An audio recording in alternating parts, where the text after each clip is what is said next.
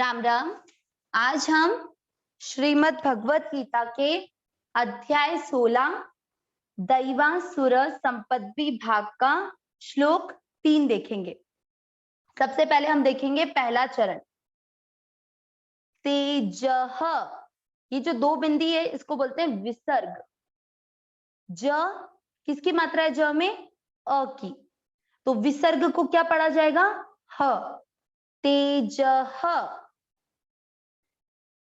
क्षत्रिय वाला। इसको इधर देखें, यहां पर क्या लिखा हुआ है? आधा क और पूरा श। आधा क और पूरा षटकोण वाला श है, तो आपको उच्चारण कैसे बोलना? क्ष क्ष। केवल श नहीं बोलना, आधा क आना चाहिए, ये ध्यान देना है। तेजः क्ष क्ष, ये हो गया इसका। फिर मां क्षमा। ध पे री, री से ऋषि जो होता है ना, ये वो वाली मात्रा है, री से ऋषि वाली।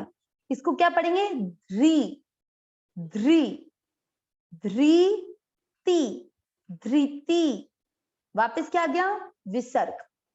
यहां पर ये ध्यान देना है कि तेज में जो विसर्ग था, तो यहाँ पर ज में किसकी मात्रा है? अ की। कैसे पता पड़ा? बारखड़ी देखें, ज जा जी, तो ज में किसकी मात्रा है? अ की, तो विसर्ग को पढ़ा ह। यहां पर त में मात्रा किसकी? ई की। देखिए त ता ती, ई की मात्रा है, तो विसर्ग को पढ़ेंगे ही, धृति ही। ध्यान देना है, विसर्ग का उच्चारण इसके पिछले अक्षर की मात्रा पे डिपेंड कर रहा है। तेजः क्षमा धृति ही शौ, इस पे ध्यान देंगे। श पे औ की मात्रा है, शौ शौ च। मात्रा ध्यान रखनी है, कोई भी इसको शोच ना बोलें, शोच ना बोलें, ये है औ की मात्रा, इसको बोलना है शौच शौच। पहला चरण वापस ध्यान देंगे। तेजः क्षमा, तेजः क्षमा धृतिः शौच। वापस तेजः क्षमा धृतिः शौच। दूसरा चरण म द्रो।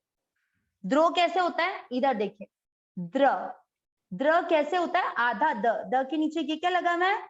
हलंत, और र पूरा है। द्र, क्या बोलेंगे इसको? द्र। यहाँ पे क्या लिखा हुआ है? द्रो, तो इधर देखिए द्रो कैसे होगा? आधा द, वैसा का वैसा, द के नीचे हलंत यानी द आधा है, और ये ओ की मात्रा है ना, ये इस र पे लग गई, रो। क्या पढ़ा इसको? द्रो। म द्रोहो, म द्रोहो, म अक्षर पूरा है, तो इसको ऐसे बोलेंगे म। देखिए म में आ रहा है, म द्रोहो। नाती, ना ती की मात्रा छोटी, नाती, अंडरलाइन के अनुसार आपको पढ़ना है। नाती मानिता, नाती मानिता, ये सरल शब्द है। दूसरा चरण वापस पढ़ते हैं। मद्रोहो नाति मानिता, वापिस मद्रोहो नाति मानिता। अब पहला चरण और दूसरा चरण साथ में पढ़ेंगे। तेजः क्षमा धृतिः शौच, मद्रोहो नाति मानिता। अब तीसरा चरण, ध्यान सबका इधर होना चाहिए। भ व। अब इसको कैसे पढ़ना है? इधर देखिए एक बार, हेरावंती यानी न, ये जो आधा है इसको व के साथ पढ़े, वन और ती, वंती। ठीक है, आधा न जो है व के साथ पढ़ा है, वन ती भवंती। स के बाद है आधा म, पूरे अक्षर के साथ आधे को पढ़ा जाएगा सम। देखिए आधा अक्षर दिख रहा है, म आधा, आधे म को स के साथ पढ़ा है, इसलिए अंडरलाइन सम पे है, सम। फिर प पूरा है, तो संपदम, पूरे और आधे अक्षर में ध्यान रखना है कि जहां भी अक्षर पूरा है उसमें अ आना चाहिए। संपदम, संपदम। फिर वापस द पे मात्रा किसकी है? आई की। दैवी, इसको देवी नहीं पढ़ना, क्या पढ़ना है? दैवी, दैवी। बी की मात्रा बड़ी है, थोड़ा सा दीर्घ करो, मतलब थोड़ा लंबा बोलना है। भवंती संपदम दैवी, वापस भवंती संपदम दैवी। चौथा चरण, म के बाद में भी, म भी जा। त के बाद में क्या दिख रहा है? आधा स। अभी बोला कि आधे को हमेशा पूरे के साथ में उच्चारण करते हैं जिससे उच्चारण शुद्ध हो, तो त के साथ कर दिया तस य। ध्यान देना, मभी जातस्य, मभी जातस्य, यह पूरा ऐसे य में अ मिक्स किया है। अब इस शब्द पे ध्यान देंगे, भारत, इसको भारत नहीं पढ़ना है, क्या पढ़ना है? भारत। र भी पूरा है और त भी पूरा है, तो दोनों अक्षर में अ मिक्स होगा, भारत। चौथा चरण वापस, मभी जातस्य भारत। तीसरा और चौथा चरण वापस साथ साथ बोलना है आप लोगों को भी, भवंती संपदम दैवी, मभी जातस्य भारत। वापस, भवंती संपदम दैवी, मभी जातस्य भारत। पूरे श्लोक का उच्चारण अब हम 2 बार करेंगे, किसी को भी बैठे नहीं रहना, सबको गीता जी के साथ में इस श्लोक का उच्चारण करना है, ठीक है? शुरू करते हैं धीरे धीरे। तेजः, तेजः क्षमा धृतिः शौच, मद्रोहो नातिमानिता, भवन्ति संपदम दैवी, मभी जातस्य भारत। एक बार वापस ध्यान दीजिए, तेजः क्षमा धृतिः शौच, मद्रोहो नातिमानिता, भवन्ति संपदम दैवी, मभी जातस्य भारत। अब यहां तक हमारे 3 श्लोक हो गए। अब तीनों श्लोक का अर्थ एक साथ देखेंगे, तीनों श्लोकों का अर्थ एक साथ देखेंगे। पहले आप सबके पास गीता जी खुली हुई है, पहले श्लोक का हम अर्थ देख रहे हैं। देखिए, अभय यानी भय का पूरी तरह से अभाव, जिसको किसी भी तरह का कोई डर नहीं हो। कई बार हमें हमारी पोल खुलने का डर लगता है, कई बार हमें लगता है कि हमें बुखार ना आ जाए, इस बात का डर। अभी जो बीमारी चल रही है, हमें उस बात का डर कि हमें ये बीमारी नहीं हो जाए। लेकिन भगवान ये कहते हैं जो अभय है, यानी जिसे किसी भी प्रकार का कोई डर है ही नहीं।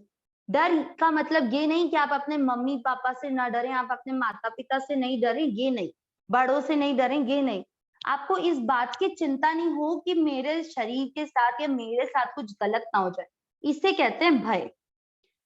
सत्व संशुद्धि यानी हमारे अंदर का मन साफ होना चाहिए, शुद्ध होना चाहिए, ठीक है? उसमें किसी और के प्रति गलत भावना हो।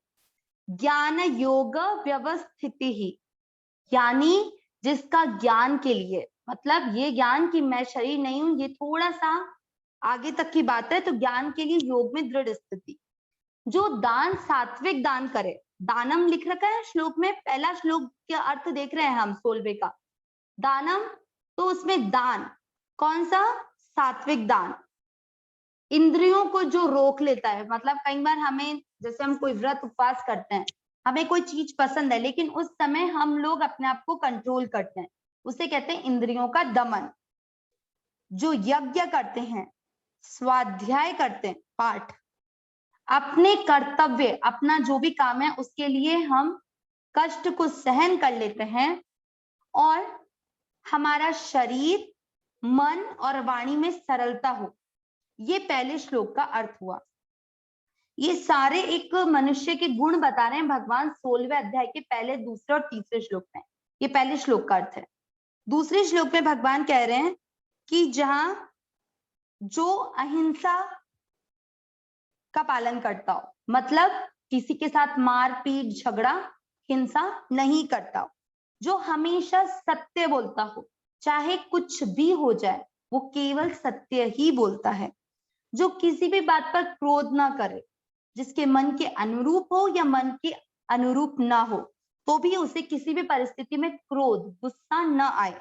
बच्चों सभी सुनना, जो संसार की कामना का त्याग कर दे। कामना मीन्स कि हमें ये मिल जाए, वो मिल जाए। अगर हम बड़े हैं तो हमें संसार में कुछ कुछ भी सुख, धन मिल जाए, पैसा मिल जाए, परिवार में ये मिल जाए, ये कमी है, वो कमी है। और बच्चे हैं तो स्कूल में फर्स्ट रैंक हो, टीचर हमको तारीफ कर दी, ये तो ये सारी इच्छा नहीं होनी चाहिए, इसका त्याग। फिर है शांति। शांति का अर्थ क्या होता है? अभी हमने देखा था अंतःकरण में शुद्धि। जब मन में किसी भी प्रकार का कोई भाव नहीं रहता ना, कोई इच्छा नहीं रहती ना, तो अपने आप शांति आ जाती है। वो अपैशुनम यानी चुगली नहीं करना। और ये और किसी की नहीं, मैं तो अपनी ही कहती हूँ ना, हम लोगों की आदत होती है कि कहीं ना कहीं हम ये काम करते हैं, लेकिन भगवान बोलते हैं कि ये मनुष्यों का गुण नहीं है।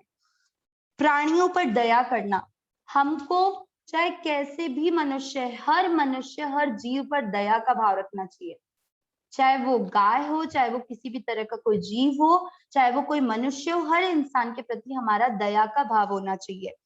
जो कोई भी संसार में, जैसे किसी का पैसा देखकर, किसी की अच्छी ड्रेस देखकर हमारा मन करता है कि वो हमारे पास हो, हमारा मन उनकी तरफ खिंचना नहीं चाहिए। जो हमारे पास है उसमें संतुष्ट रहना चाहिए, ठीक है। और अंतःकरण मार्दवम यानी अंतःकरण हमारा कोमल हो, मतलब सॉफ्ट हो।